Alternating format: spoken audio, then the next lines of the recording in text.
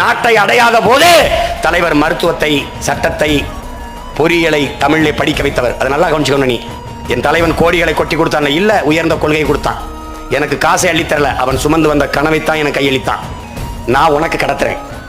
அண்ணன் வென்றுட்டா கூடவா? இல்ல, நான் நின்றுட்டா, நீ எடுத்துக்கிட்டு போ, இன்னொரு தலைமுறைக்கு கடத்து. சுதந்திரால பல ஆயிரம் ஆண்டுகளாக நமது முன்னவர்கள் தூக்கி சுமந்த கதவு. 800 ஆண்டுகளுக்கு பிறகு நாம் ஆளவே இல்லை. சேர சோழ பாண்டியரோடு நமது பேரரசு முடிஞ்சிருச்சு. வந்த காமராஜ் தமிழர் இல்லை, இந்தியர்.